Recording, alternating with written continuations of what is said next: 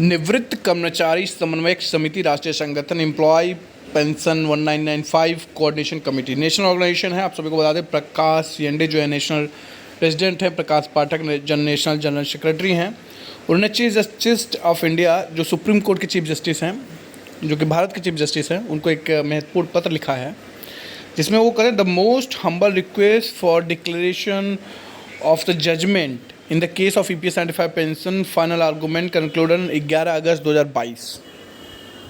ये इन्होंने बताया हुआ है कि इस सब्जेक्ट लाइन से ये पत्र लिखा गया जिसमें कि EPS 95 पेंशनर्स के जो मुद्दे हैं उसके ऊपर जजमेंट की बात कही गई है।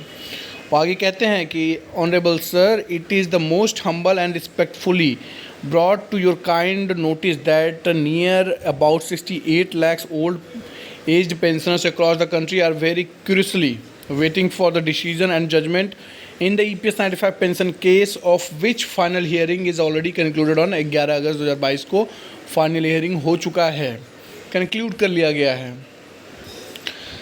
These cases, review petitions, special leave petitions against the senior citizen of the country were pending in the court since 2017 and were filed only with the ill intention to deprive senior citizen pensioners of the country from the legitimate legal rights of pension. By filing these cases, the order of Honorable Supreme Court already passed on 4/10/2016 RC Gupta case and was not implemented very legally by EPFO। जो अभी तक घटनाक्रम हुई है उसके बारे में यहाँ पर स्पष्ट रूप से बताया गया है कि 2017 से ये केस पेंडिंग है। इसके ऊपर 4/10/2016 में RC गुप्ता केस था, वो उसके ऊपर भी उसमें केस में जजमेंट आया था जिसको कि EPFO द्वारा इनलीगली जो है अभी तक नहीं किया गया, मतलब उसको माना नहीं गया है। During this the pendency of cases in the court in the court near about 3 to 3.5 lakh pensioners died। ये कहते हैं स्पष्ट रूप से करीब 3 से 3.5 लाख जो है पेंशनर्स नहीं रहे इस दुनिया में इस ड्यूरेशन में, मतलब 2017 से जब से ये जजमेंट पेंडिंग पड़ा हुआ है। फैसला हो चुका है, 11 अगस्त को कंक्लूड कर लिया गया है। Very old age pensioners are continuing the last days of their life and some are dying daily without getting justice. तो मतलब एज हो रहा है पेंशनर्स का, इसमें स्पष्ट रूप से बताया गया है। और वो कुछ लोग अभी नहीं हैं, कुछ लोग नहीं रह रहे हैं, कंटिन्यू समय के साथ जो है उनकी संख्या घट रही है। वो लोग जस्टिस के लिए फ़ाइट कर रहे हैं, लेकिन इतने लंबे समय से आप समझ रहे हो कि पेंडिंग पड़ा हुआ है केस को।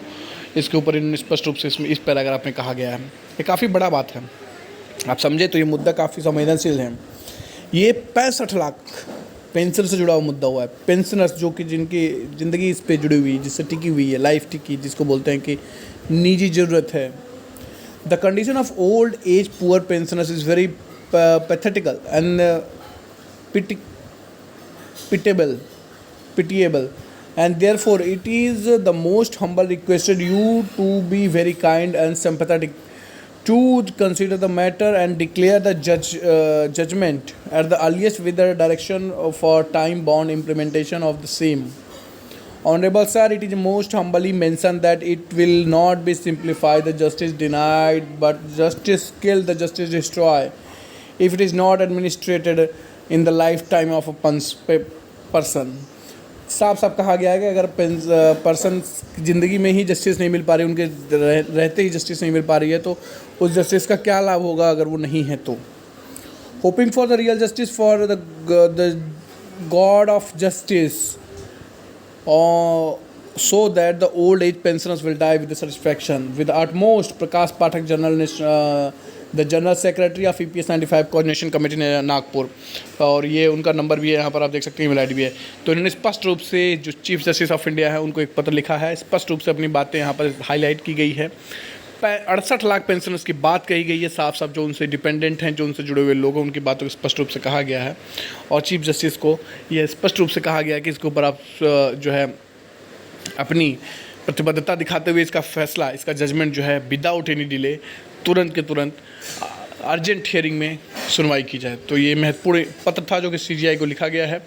आशा करता हूं दोस्तों कि आपको ये इन्फॉर्मेशन पसंद आई होगी। अपने राय जो भी होंगे वो कमेंट में आप ज़रूर शेयर करिएगा, अधिक से अधिक लोगों को शेयर कर दीजिएगा। आज के इस वीडियो में इतना ही, फिर मुलाकात होगी नई जानकारी के साथ। अपने इस दोस्त को इजाज़त दीजिए, अपना बहुत ख्याल रखिए। आप सभी का बहुत बहुत धन्यवाद।